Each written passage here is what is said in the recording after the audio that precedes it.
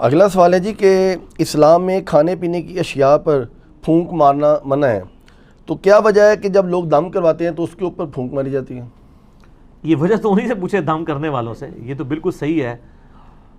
ابو داؤد کے اندر، سنن ابن ماجہ کے اندر صحیح سند کے ساتھ حدیث موجود ہے کہ نبی علیہ السلام نے کھانے پینے کی چیزوں میں پھونک مارنے سے منع فرمایا ہے۔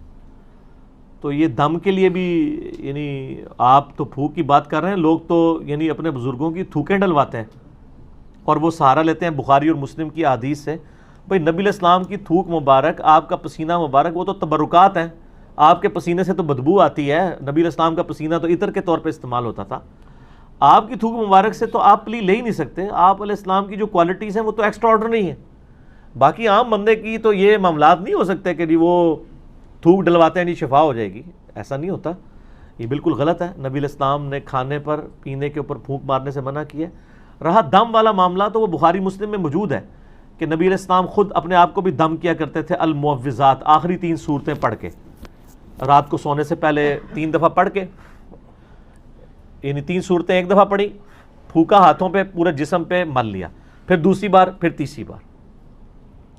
اور اما عائشہ کہتی ہیں کہ جب نبی علیہ السلام بیمار ہو گئے، بخاری کے الفاظ ہیں، تو پھر میں یہ صورتیں پڑھ کے آپ کے مبارک ہاتھوں پہ دم کر کے آپ کے ہاتھوں کو آپ کے جسم پہ پھیر دیتی تھی، اپنے ہاتھوں کو نہیں سر، پوائنٹ ٹو بی نوٹڈ، نبی علیہ السلام کے ہاتھ برکت والے، حضور کے ہاتھوں پہ پڑھ کے حضور کے ہاتھوں کو جسم پہ پھیر دیا کرتی تھی۔ یعنی شیاطین، جنات، جادو اور نظر بد کے اگینسٹ یہ المعوذات، 3 پناہ دینے والی صورتیں ہیں، سورہ الاخلاص، سورۃ الفلق اور سورۃ الناس، قرآن حکیم کی آخری 3 صورتیں۔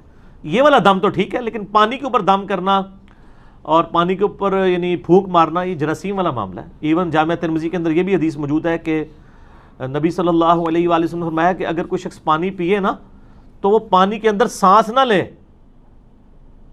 سانس لینے سے، کیونکہ سانس لینے سے بھی تو پھونک چلی جائے گی نا، یعنی گلاس کو اپنے منہ سے ہٹا کے سانس لے۔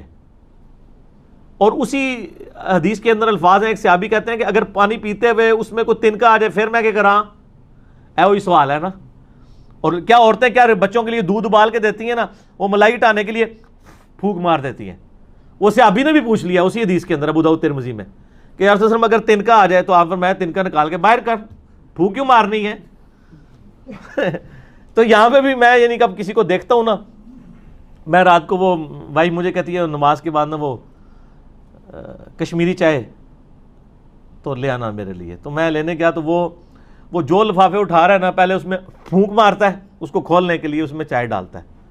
تو میں نے اس کو کہا یار یہ پھونک مارنا منع ہے، نبی علیہ السلام نے منع فرمایا، تم مطلب پھونک مارنی بھی ہے آپ یعنی باہر ویسے پھونک مار لیں، اس کو لفافے کو کھولنے کے لیے پھونک مارنے کی ضرورت نہیں ہے، لفافہ ایسے کھولیں اس میں چائے انڈیل لیں، یعنی آپ منہ سے کام جو کر رہے ہیں وہ آپ ہاتھ سے کر لیں۔ جو میں نے بتایا ابو داؤد ترمذی میں الفاظ ہیں، نبی علیہ السلام نے فرمایا ہے کہ تو نے تنکا ہٹانا ہے تو وہ ہاتھ سے ہٹا لے، پھونک نہ مار اس میں، اور سانس بھی نہیں لے گا، سانس بھی اس کے اندر پانی کے اندر نہیں لینا، ٹھیک ہو گیا؟ تو یہ پھونک مارنے والا غلط ہے۔ باقی جو دم والا معاملہ ہے، پانی کے اوپر آپ دم نہیں کریں گے، اپنے ہاتھوں کے اوپر دم کریں، وہ تو سنت ہے، وہ ٹھیک ہے۔ پانی وغیرہ کے اوپر، ان چیزوں کے اوپر نہیں کرنا چاہیے، یہ کوئی ثابت نہیں ہے۔ اچھا جی، اگلا سوال یہ ہے کہ کیا کھڑے ہو کر پانی پینا یا کھانا کھانا جو ہے یہ طریقہ کیسا ہے، اور کیا یہ کافروں کا طریقہ ہے؟ کافروں کا طریقہ پہلے ہوتا تھا، ہماری ویڈیوز کے بعد اب مسلمانوں کا طریقہ بن چکا ہے۔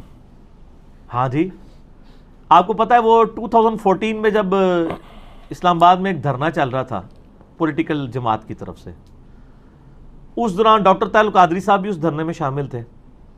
تو ڈاکٹر طاہر القادری صاحب دوائی استعمال کرتے تھے نا، تو وہ اب تقریر کے دوران کوئی دوائی آ گئی یا ان کا گلا پکڑا ہوا تھا، کوئی وہ ساشے گھول کے یا جوشاندہ کسی نے دے دیا، تو وہ کھڑے ہو کے نا یوں پی رہے تھے۔ 2-3 بار جب انہوں نے پیا نا تو ایک دن انہوں نے تقریر میں ان کو خیال آیا کہ میرے مرید کیا سوچتے ہوں گے کہ کھڑے ہو کے پانی پینا تو گناہ کا کام ہے، تو ہمارے پیر صاحب بھی کھڑے ہو کے پی رہے ہیں، تو انہوں نے کہا یہ میں جو پی رہا ہوں نا یہ سنت ہے۔ ہاں سر، میرے تو گل آئے گی تو پھر میں سنت دساں گا، ورنہ پوری دنیا کو کہانی مسلمانوں نے یہی کرائی ہوئی ہے کہ کھڑے ہو کے پانی پینا گناہ ہے، کھانا کھانا گناہ ہے، کافروں کا طریقہ ہے۔ ایون اس کو چھوڑ دیں، کرسی میز پہ بیٹھنے کے بارے میں احمد بریلوی صاحب کا فتویٰ ہے کہ یہ انگریزوں کی مشابہت ہے، کرسی میز پہ بیٹھنا، چمچوں سے کھانا، پتہ نہیں یہ مطلب کیا کہاں رہے ہیں یہ لوگ۔ اچھا، تو وہ انہوں نے پھر کہا کہ نہیں یہ تو سنت ہے، اور انہوں نے کہا جی مولا علی بھی کھڑے ہو کے پانی پیا کرتے تھے۔ بس انہوں نے تو خیر اتنا بتایا, میں آپ کو پوری حدیث بتاتا ہوں. صحیح بخاری میں یہ حدیث موجود ہے کہ مولا علی رضی اللہ تعالیٰ عنہ علیہ السلام جب یعنی امیر المومنین بنے تو ظاہر ہے انہوں نے دارالخلافہ کوفے میں شفٹ کر لیا تھا. تو آپ کی عادت تھی کہ آپ ظہر سے لے کے مغرب تک نا نمازوں کے اوقات کے لیے مصلی پہ آتے تھے, اس کے بعد ممبر پہ چڑھ کے لوگوں کو مسائل سکھایا کرتے تھے دین کے. ایون لوگ تابعین آ کے وضو کا طریقہ بھی سیکھا کرتے تھے, بالکل بیسک چیزیں بھی. تو مولا علی علیہ السلام نے ایک دن یعنی وہ اپنے مسائل ظہر کے بعد بیان کر رہے تھے, اس دوران وضو کر کے بتایا لوگوں کو, وضو کا طریقہ سکھایا, اور اس کے بعد جب وضو کا جو پانی بچ گیا تھا نا اس کو کھڑے ہو کر پیا, اور فرمایا کہ میں نے کھڑے ہو کے پانی اس لیے پیا ہے کیونکہ میں نے کوفے میں لوگوں کو دیکھا ہے کہ وہ کھڑے ہو کے پانی پینے کو معیوب سمجھتے ہیں, جبکہ میں نے نبی صلی اللہ علیہ وآلہ وسلم کو خود کھڑے ہو کے پانی پیتے ہوئے دیکھا ہے. اچھا وہ سر زمزم نہیں تھا, اس میں بھی مولویوں نے نا پخ چھوڑ دی, انہوں نے کہا جی وضو کا بچا ہوا کھڑے ہو کے پی سکتے ہیں, عام حالت میں نہیں پی سکتے. یہ گورے کو جب بتائیں گے نا تو وہ تو آپ کے اوپر ہنسے گا, آپ کا مریض تو چپ کر جائے گا, وہ مجھے کہا یہ کون سا طریقہ ہے بھائی, پانی تو پانی ہے, چلے زمزم کو آپ نے لادا کر لیا. بخاری مسلم میں یہ حدیث موجود ہے کہ نبی علیہ السلام نے زمزم کو کھڑے ہو کے پیا. ہمارے نزدیک تو وہ دلیل بھی کھڑے ہو کے لیے کافی تھی, زمزم بیٹھ کے بھی پی سکتے ہیں, زمزم کھڑے ہو کے بھی, دونوں سنت طریقے ہیں. مولا علی نے اس میں فرمایا کہ تم معیوب سمجھتے ہو کھڑے ہو کے پانی پینے کو, کیٹاگوریکل مینشن کیا. آپ نے یہ نہیں کہا کہ وضو کا بچا ہوا پینے کو, آپ نے کیٹاگوریکل بتایا کہ نبی علیہ السلام نے کھڑے ہو کے پانی پیا ہے. اور اس کی سپورٹ میں ایک اور حدیث ہے ترمذی اور ابو داؤد میں, بڑی رکت انگیز حدیث ہے جی. ایک صحابی کہتے ہیں نبی علیہ السلام میرے گھر تشریف لائے تو میرے گھر میں ایک کونے میں مشکیزہ لٹکا ہوا تھا. پرانے زمانے میں مشکیزوں میں نا پانی سٹور کرتے تھے, اس کے آگے انہوں نے 2-3 اس کے منہ بھی بنائے ہوتے تھے. اچھا تو کہتے ہیں نبی علیہ السلام نے نا وہ منہ پکڑ کے نا ایک تو اس میں سے پانی یوں کر کے پیا. کہتے ہیں میں حضور کو دیکھ رہا تھا, اس صحابی کا نام ہے کبشہ رضی اللہ تعالیٰ عنہ علیہ السلام. کہتے ہیں میں نے نظر رکھی ہوئی تھی, جیسے حضور فارغ ہوئے نا وہ میں نے منہ کا حصہ کاٹ کے نا اپنے پاس تبرکن رکھ لیا. مشکیزے کا منہ کاٹ کے انہوں نے تبرکن رکھ لیا کہ نبی علیہ السلام نے اس سے پانی پیا تھا. یہ ترمذی اور ابو داؤد کے اندر حدیث موجود ہے. اس میں بھی الفاظ ہے کہ نبی علیہ السلام نے کھڑے ہو کر مشکیزے سے پانی پیا, اس میں تو زمزم ہے ہی نہیں ہے, تو نبی علیہ السلام خود کھڑے ہو کے پی لیتے تھے. پھر جامعہ ترمذی اور ابو داؤد کے اندر حدیث موجود ہے کہ نبی علیہ السلام کے زمانے میں عبداللہ بن عمر کہتے ہیں ہم کھڑے ہو کے کھانا بھی کھاتے تھے اور پانی بھی پیتے تھے آپ کے سامنے. اور یہ وہ تابعین کو بتا رہے ہیں, کیونکہ جب کوئی بتاتا ہے کہ اس زمانے میں تو اس کا مطلب ہے کوئی ناسخ و منسوخ والا چکر ہی نہیں ہے. اور ایک اور حدیث ترمذی کے اندر موجود ہے کہ نبی صلی اللہ علیہ وآلہ وسلم کے زمانے میں یعنی آپ علیہ وسلم کے بارے میں خود آیا کہ آپ علیہ السلام کھڑے ہو کے پانی پی لیا کرتے تھے, اس سے منع بھی نہیں فرمایا کرتے تھے. البتہ مسلم شریف کی ایک حدیث ہے کہ آپ علیہ السلام نے کھڑے ہو کے پانی پینے سے منع فرمایا. اور ایک اور حدیث ہے مسلم شریف کی کہ جو شخص کھڑے ہو کر پانی پیے تو وہ کیا کرتے, اس حدیث سے لوگ پلی لیتے ہیں, تو وہ حدیث منسوخ ہے. اسی لیے مشکات میں آپ یہ دیکھیں گے نا حدیثیں ساری کٹھی ہیں, اس کے بعد وہ منسوخی والی حدیث ہے, یہ حدیث منسوخ ہے.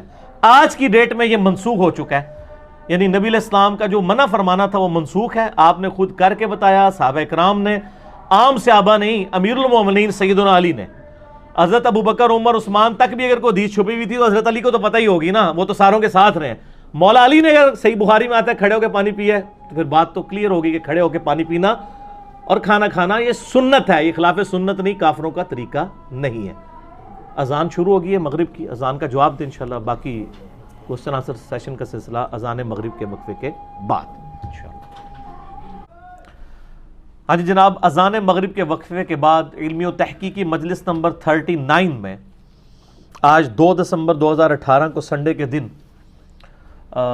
بقیہ کے کوسچن آنسر سیشنز کا سلسلہ شروع کرتے ہیں انشاءاللہ.